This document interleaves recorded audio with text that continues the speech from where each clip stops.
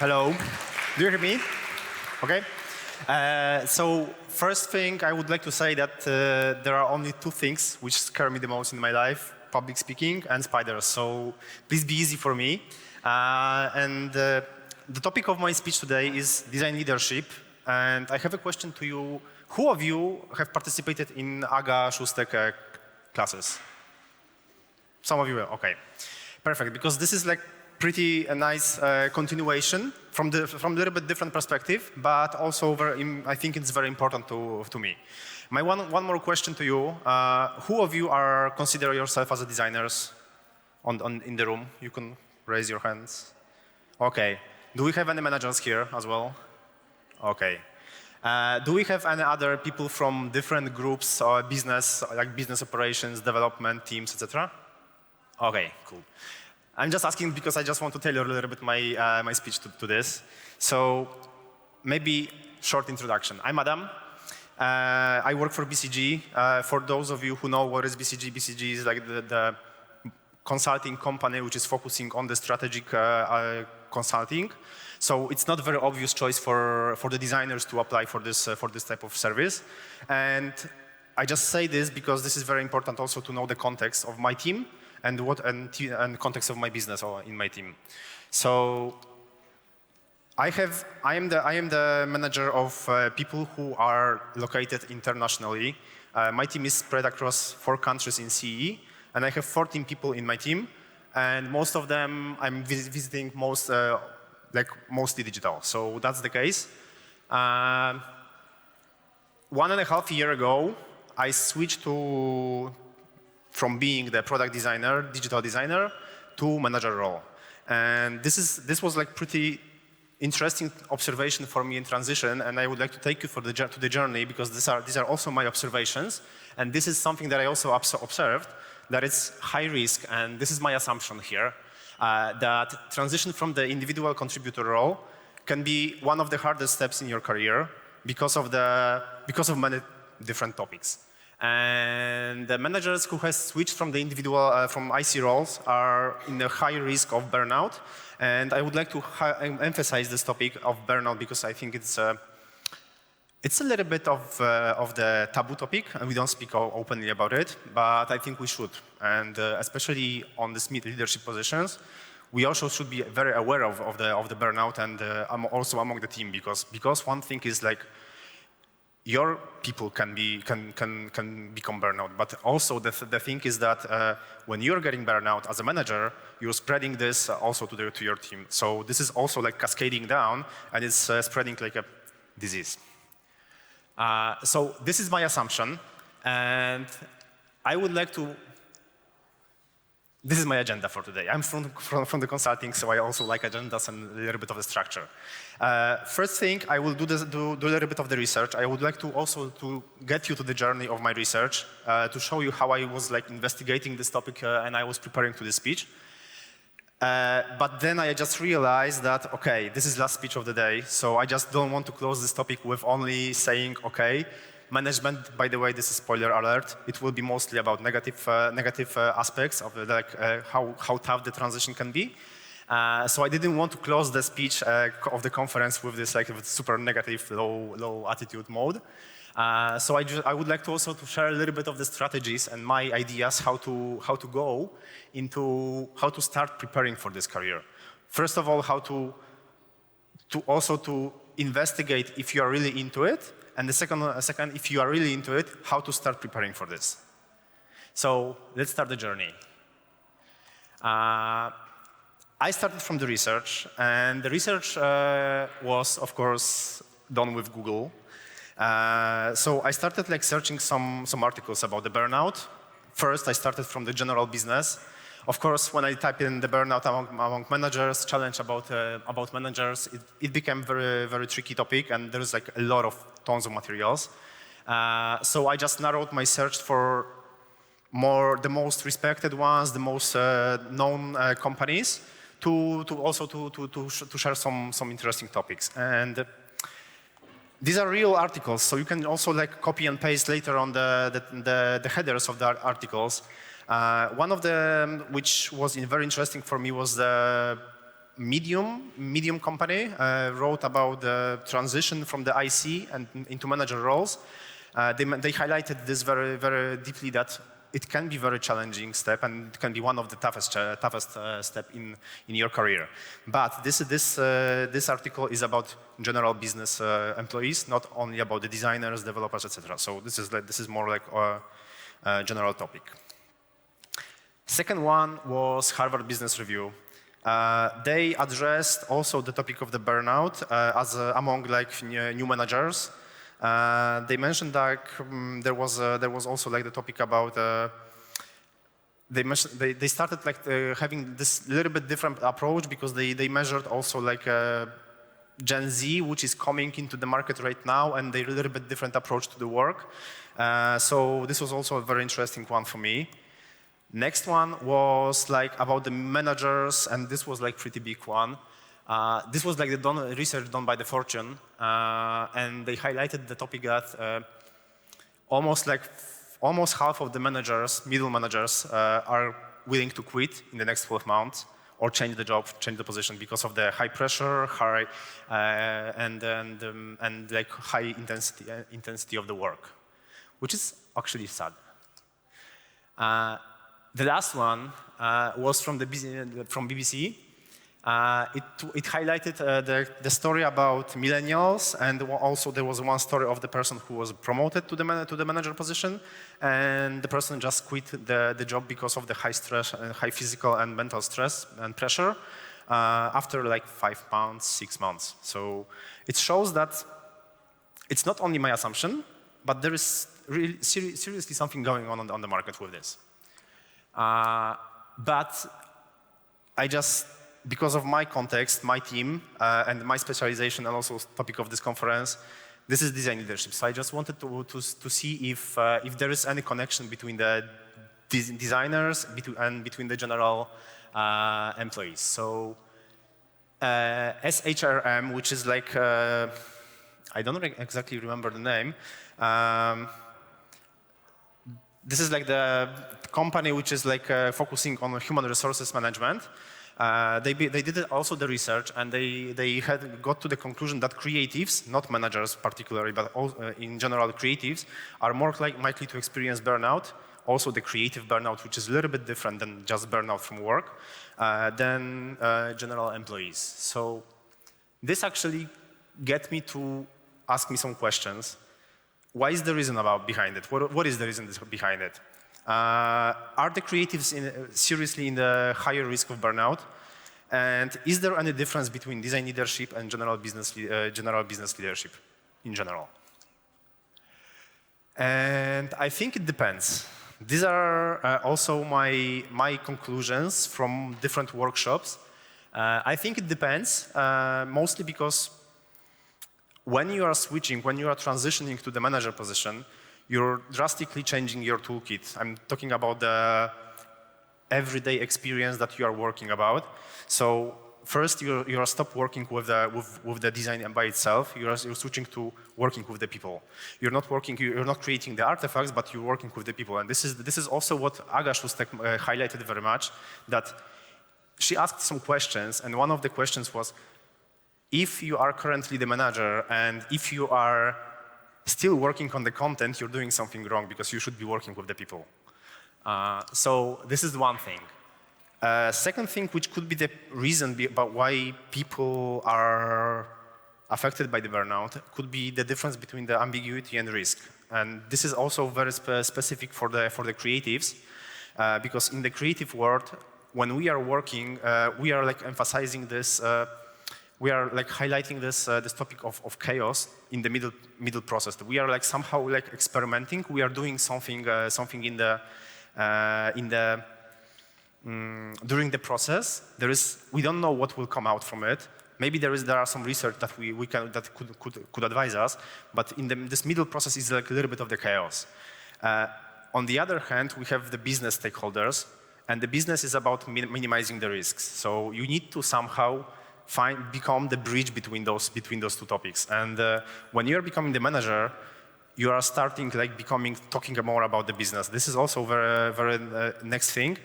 You're less involved deeply into the project. You have much wider view, so you are like overseeing the project sometimes, but you are not working directly. There is this transition happening when being on the manager position that you have to switch your thinking from being paid for creating the artifacts to being paid for the strategical thinking and delivering and also like to selling division and to give others to do their job, to do their work. What comes with that, and this is actually a very interesting thing, as a designer, former designer, you have to stop talking about the design itself. Because when you're talking with the stakeholders, the solution for the topics, for the problems is not the design itself.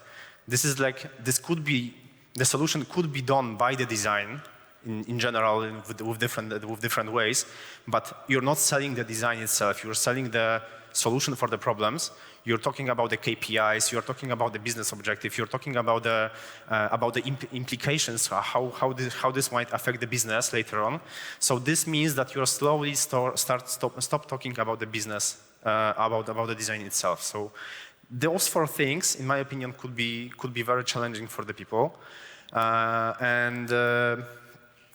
I've been once in the workshop with Andy Polane. Andy Polane is a design leadership coach, and he showed something which very well resonated with me. This was his chart, and this is like the journey. Here you have the journey where you start as a designer, your expertise is growing, then you are going to the maximum level. This is not your maximum level of what you can achieve, but this is your maximum level. And then when you are getting promoted, for example, you have to start switching with your competences to become more focused on the leadership. And then your skills as a designer are start degrading. You're getting out of the market. Actually, you have this feeling that okay. I personally, when start working like as a manager, people manager, 1.5 years ago, now I see that okay, it would be very hard for me to get back to the business right now. Many senior designers are much way further right now, especially right now when I started doing this, Gen AI started get into the business as well. So it's also like it's much faster right now. I personally think that I'm somewhere around here at the beginning of the leadership journey. Andy Polane also mentioned about the dip. The dip is also the case of the burnout. This is like the existential crisis here, which comes because there is a moment when you don't feel that you're fitting into the market of being a designer anymore, but you still don't feel confident as a leader. So this is the moment where, and it's also very often comes with this midlife crisis around 50, around 40, 33, 40 years ago. So that's the case that can be also important. One also additional thing is to visualize this. Here, at the beginning of the journey as a designer, you are focusing on yourself. You are doing your work. You are focusing on your career. Slowly, when you are transitioning to the leader, you start working with the people. You are taking care of the people, and you are taking responsibility of their development, of their growth. So this is very important to also to have this mental switch that on the left it's about you, on the right it's about the people. Actually, some of my personal story. I'm very geeky about data visualization, and a few years ago, in 2021, when I was working with digital team, I had some issues with my laptop, and IT couldn't solve it. So I just created like very short script, which was doing the snapshot of my all running applications in the background, and it was saving them in the Excel file, and it was doing this in the background, and it was like running all the time when I was just turning on the laptop. Some time ago, IT guy just came and asked me what's happening because there is some application running in the background. So I just had to quit it, but I realized that I could use this data because this is something that shows my transition. In 2021, I was a designer, and this is the toolkit of my applications that I used to work with. On the right-hand side, you have a little bit different applications right now. They are not summing into into 40 hours per week. I know that I'm working in the consulting, which can be a little bit tricky because consulting is known for doing overtimes, but this is not the case here. This is I just was doing the multitasking. Some on the same time, some applications were turned on the same time. So this is how it looks. And okay, it doesn't tell much, but I clustered them a little bit. I clustered them into applications which I consider as a creative, and I clustered them into the second bucket, which I think they are administrative. And it shows a little bit the difference because I was working with the Figma, I was working with the Illustrator, I was working with Chrome, which was semi-how should be considered as well as a creative application because I was building microsites on a web-based applications. The rest was just administrative stuff. On the right side, you can see there is a huge difference because my workflow has changed totally. My team is still on international level, so I'm most often communicating with everyone from my team by Zoom. And this is like only way that I can like do the dailies and just also like the touch points with individuals. So this is how it looks. But my question is, does it tell you a lot? Maybe something. So I decided to make this change and to show it how it looks in practice in terms of how much time I spent on which type of tasks. In the past, it was like almost 50-50. There was some administration time. There was some meetings which I didn't include into the creative workflow. Right now, it's a little bit different. And I think on this moment, when you're switching from right to left, this is the moment when this crisis can come. Because then you're seeing that you're running out of the market with your design skills and with your expertise. But there is a good thing, actually. This is just a visual representation. Each company has some sort of rhythm, and each company can have totally different rhythm. It could be like there could be like totally different ratio of work time spent each month on different tasks. For example, there could be like year-end conversations. You're giving the feedback to the employees. You're evaluating the performance, etc., which is huge time effort on terms of leadership on administrative tasks. But there are some months which can be more creative. And this actually is the moment which I am anticipating and I'm waiting. I know that, okay, there will be like 2 months of the crunch time right now with administrative tasks, but there will be some time in 2 months that I can just also jump into the projects. So I'm like still feeling fulfilled with my creative works. Summary. So it's real thing that the burnout exists, and this is like I can confirm also from my perspective. I could also say that I am the burnout expert because I used to switch my total career like 2 times in my past because I used to be like office worker, project manager. I got burned out totally. Then I just started working as a photographer on my own. I didn't like it at all, being freelancer responsible for all the administrative stuff. So this is huge thing. And what I want to say here is not to scare you about, okay, this is total disaster to jumping into this position. I just want to prepare you for this, that, hey, this is something that you have to face on, that you will have to face on. Everyone will have to face on with this differently because each company might have different pressure, different situations. Everyone might have like different resistance for the stress, so this is also very important.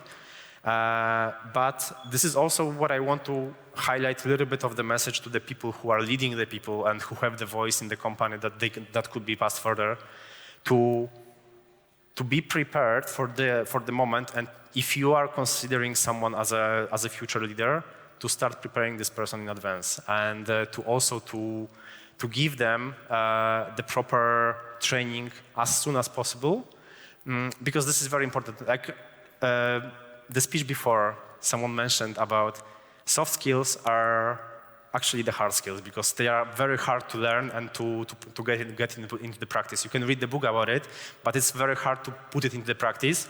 So they are semi-like al dente skills.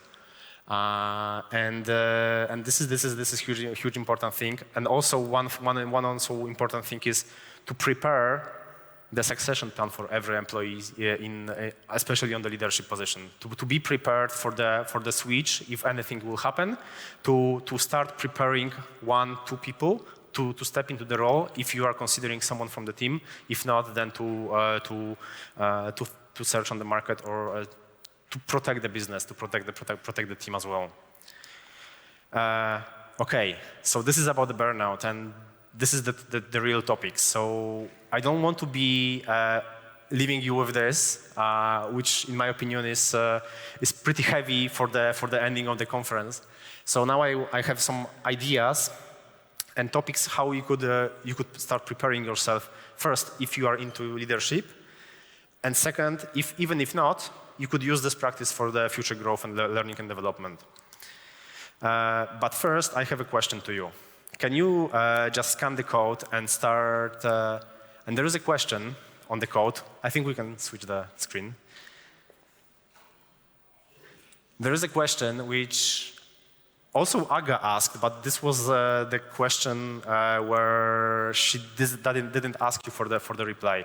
So what do you think, what are the traits of the great leader or the perfect leader, in your opinion?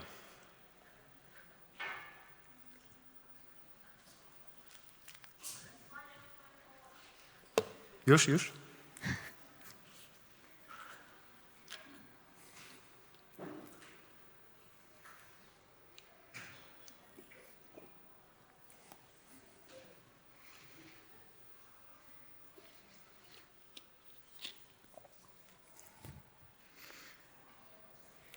Cool.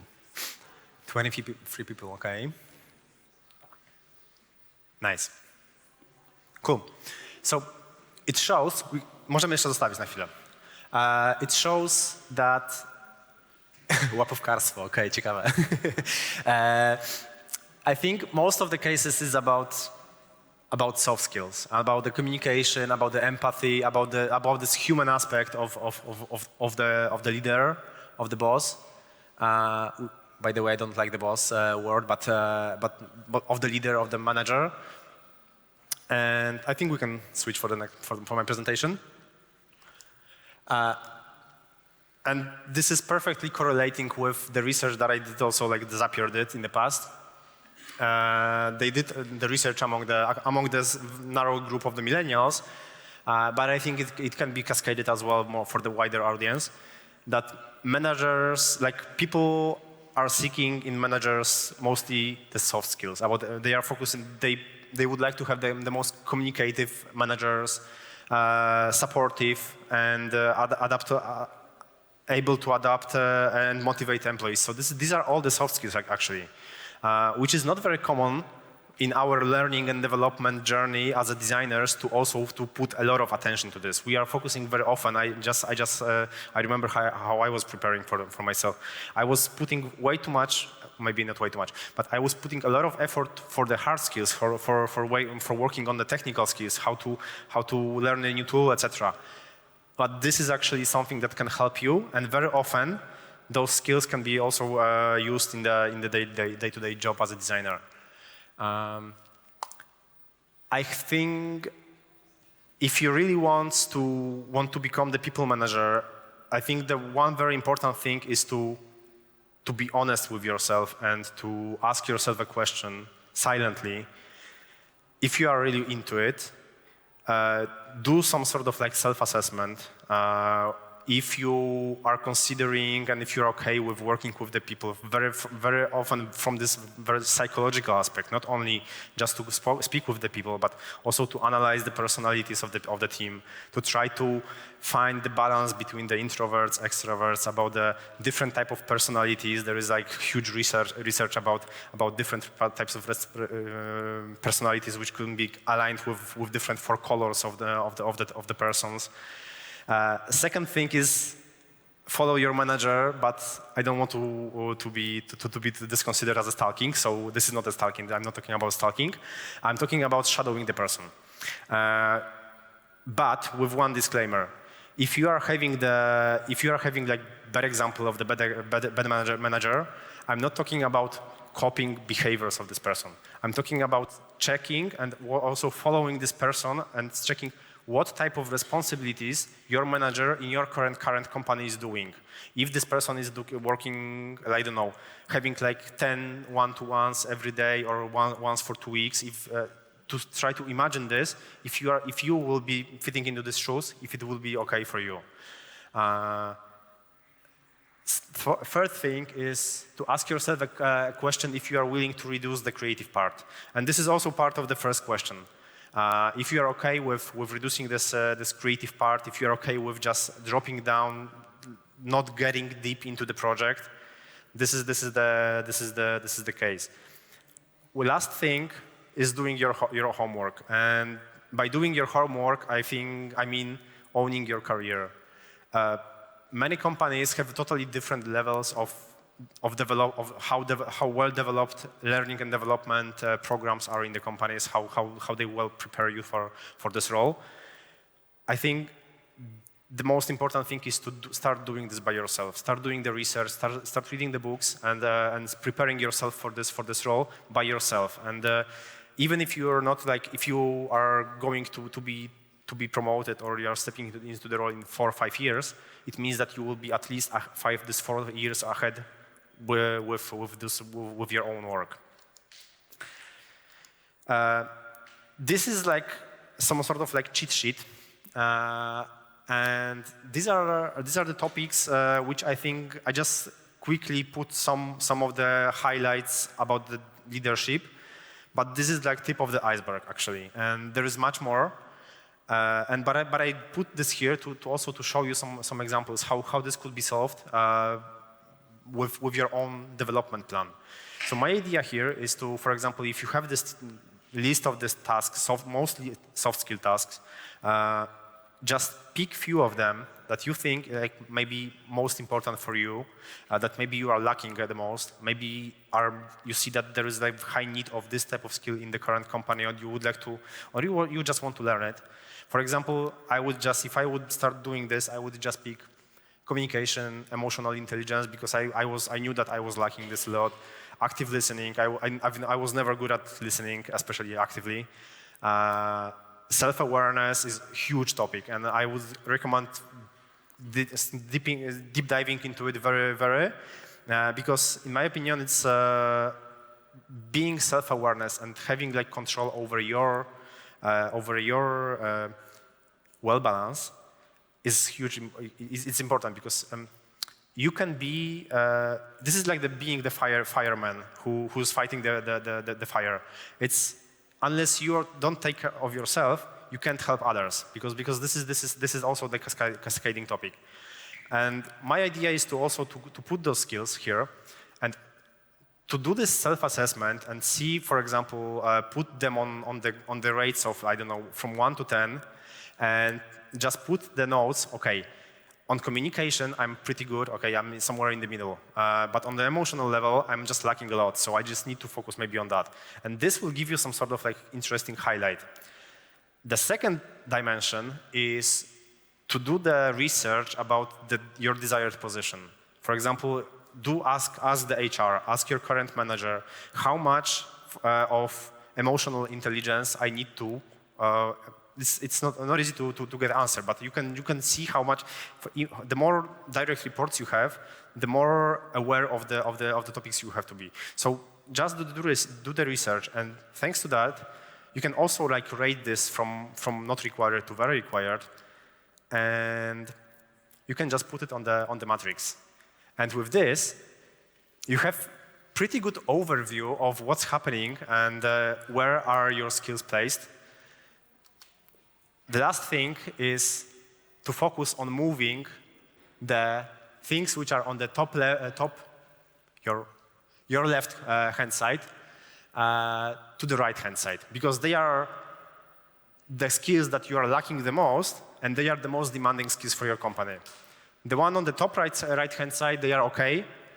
The bottom right, it's nice addition to the current position. And those on the bottom left, they are okay.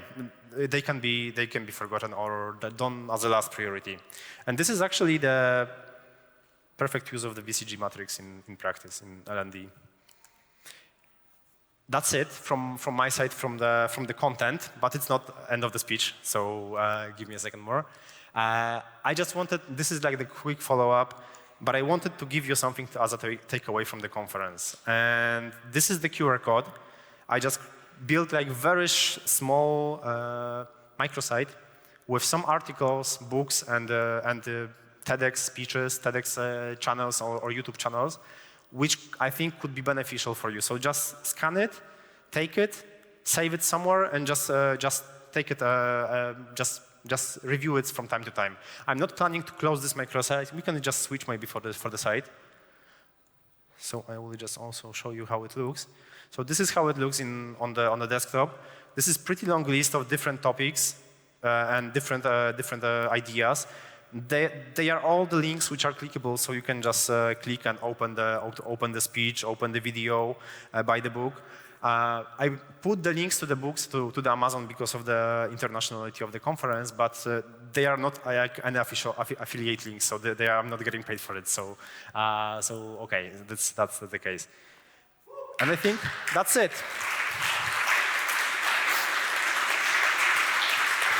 Thank you.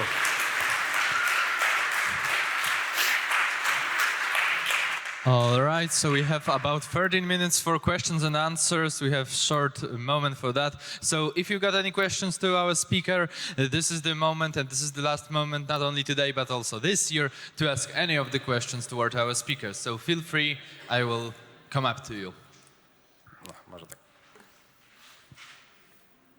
I guess the presentation was so in-depth that there is no question. I see one question from the audience.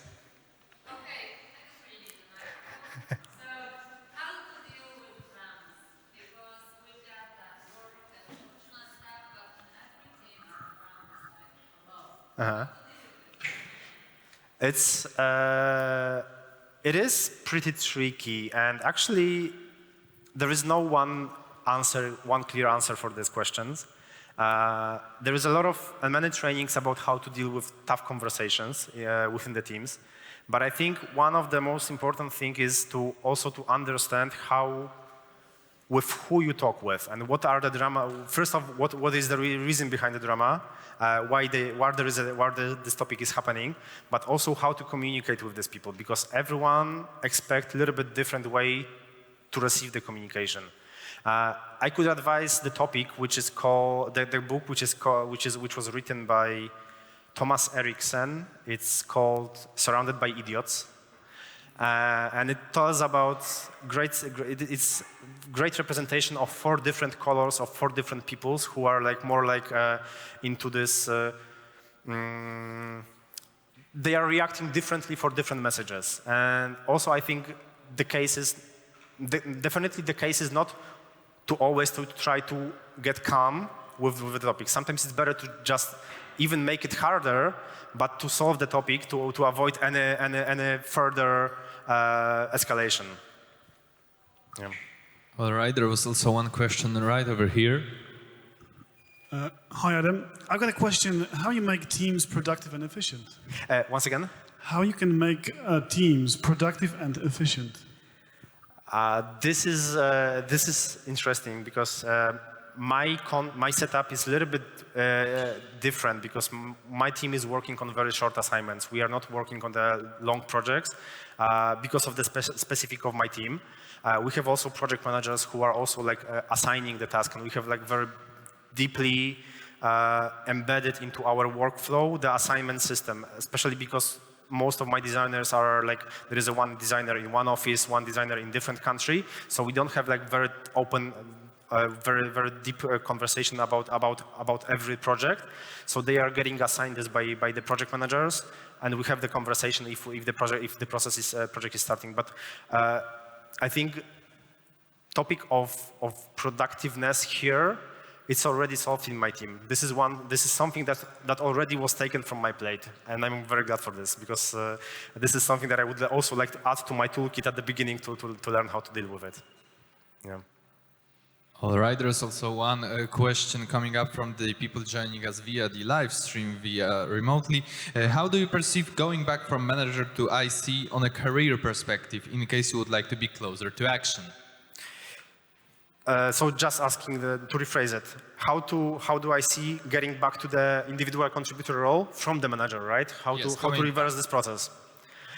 I think every experience comes with some benefits. I'm also like I like to put everything into these positives aspects and all those experiences that you faced as a manager are very worthy for the role for getting back. So you already have, you know how to, for example, how to speak with probably you know how to speak with the stakeholders. You have this more like business visibility for the business, which is very beneficial because sometimes stakeholders don't expect something like this from the designers, and this could be like very nice surprise for the clients. So I don't know how to get back to IC role actually. But I would say to do the research as well for the skills that are needed for the position. If you were in this role and you want to get back to the same role, I would say just do the research about what has changed on the market since your previous transition. Okay, I think I have seen one more question from the audience here. I'm on my way to you.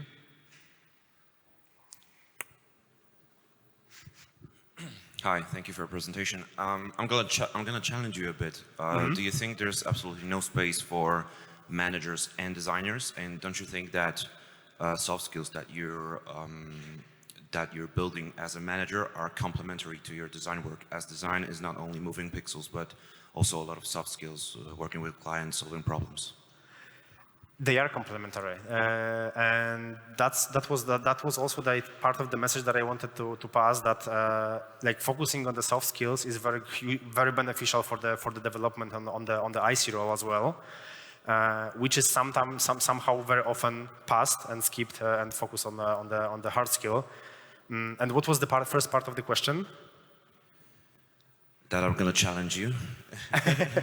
Do you think that there's absolutely no space, like that the role of a designer and a leader manager, it doesn't make sense? Do you think that makes sense, or if you're transitioning to a manager role, you should absolutely drop the design part? I think because you have very limited time, unless you don't want to sacrifice your private time and private life. You have 8 hours. Depending on the company, maybe there is a different setup, but you have this 8 hours in which you have to squeeze both, and this is your choice where you want to allocate this time, and depending on your choice or the company, the company needs. I have experience in my team, in my company. There are different setups. My team is relatively huge. I have like 14 people directly reporting to me, so this is a relatively big team. But there are managers who have like maybe only 3 direct reports, so they have much more time to get into the role of the manager as well, because they have of the design, because they have much more time to pass it. So there are, but it's depending on the role, and of course, like if you want to apply for this position, for example, it's worth also to do the research, to ask the recruiter what is the amount of the people that you will be reporting, for example, because this will clearly define how much time you have to put into the human aspect, how much time you can spend on the rest. Yeah, totally agree. Thank you. I have a perspective of having a few people in the team and not 40, like 4 or 5. So, and I think squeezing in time for the people is a huge part that you mentioned, and I agree totally. But like developing soft skills is not like. Do you agree that like building listening skills, for example, or empathy takes time, and it has to be developed all the time? Yes, it's not something that you can just develop and learn and forget. But actually by doing this, by practicing, like later on as a manager, especially later on as a manager, which is like done in your toolkit, like in your everyday work, you're not forgetting this, because this is that you're doing this passively from later on, so you're not forgetting about this. So, but if you are not using this, if you are like especially during the COVID, it shows that people were working remotely very often, working alone in the houses or with significant others, etc. But this was a little bit different setup, and right now it's very hard to transition again to this to get out to the team, to the people. So yeah. I agree. Thank you. All right, I think we have time for one more short question, if any of you has some questions. I see the one in the back. I'm going to you.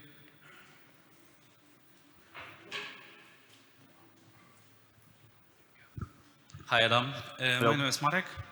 Thanks for the presentation. And I wanted to ask you, do you have any strategies to explain to maybe more junior designers like the status quo or like the ways that company operates that we cannot change the, is it like the grind of the short-term assignment or the grind of the long project that we are dealing with? Do you have any strategies for explaining people that this is the reality we live in and we need to deal with?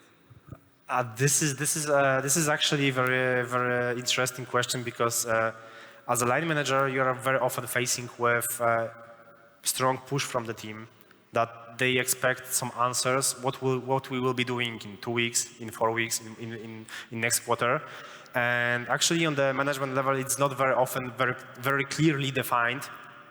Each step of the how maybe like the transition of the team will look like, what will be the strategy. Okay, there are like big blocks, there are KPIs that we have to manage in the end of the year, but this middle process sometimes it's a little bit of the happening in the background, and you need to find the balance how to communicate. I'm actually, because of the fact that I stepped out from the team, which I'm right now leading, I'm very often sometimes passing some informations.